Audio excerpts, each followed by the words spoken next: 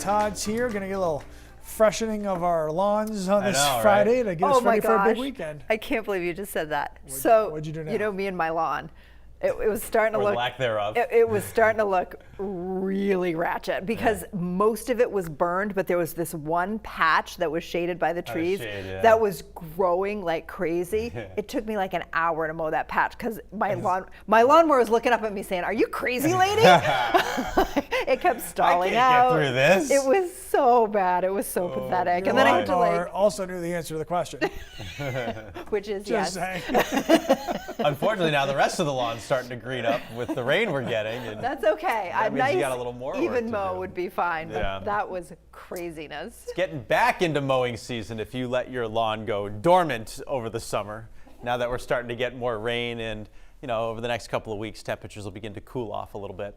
I'm starting out with dew points because all week long it's been tropical. It feels that way. It felt that way. We're getting relief, though. Dew points in the 50s from northern down to central Maine. It's still very sticky along the coastline, and within that air mass, we're getting these pop-up rogue downpours, and they kind of mean business for 5 or 10 minutes. They'll just dump rain on you. And we just had one come through Portland.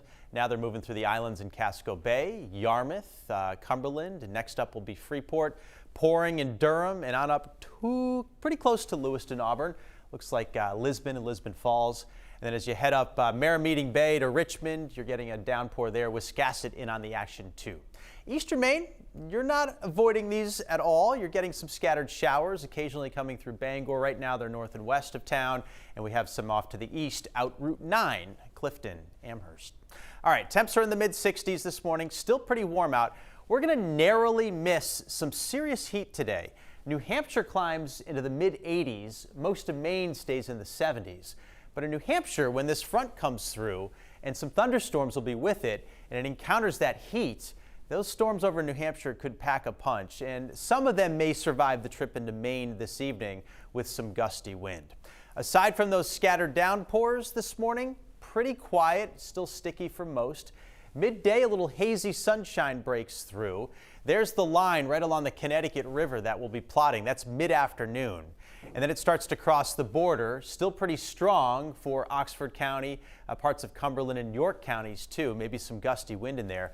But as they cross the state 4, 5, 6 o'clock in the evening, they'll tend to fall apart a little bit. Still get the heavy rain, but probably not the gusty wind. The thing is, the cold front's still going to be back here, and there will likely be a second line on that cold front, which could also survive the trip into Maine. So the moral of the story here is the threat for drenching showers and thunderstorms doesn't end until deep into the evening, and therefore your Friday evening plans, if they're outside, may need a little audible at the last second if it starts to pour on you.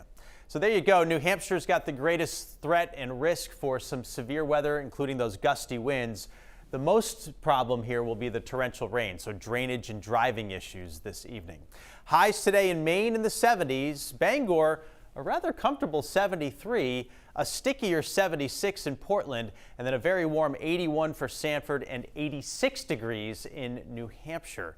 This weekend, the storms are gone. The humidity drops all day long tomorrow, and the sky clears out. Sunday is going to be the weekend picked. Beautiful, mostly sunny with highs of 75 to 80. Then the humidity builds back in here early next week, and it might actually stick around most of the week, probably not getting relief again until Thursday or maybe even Friday at the end of the week.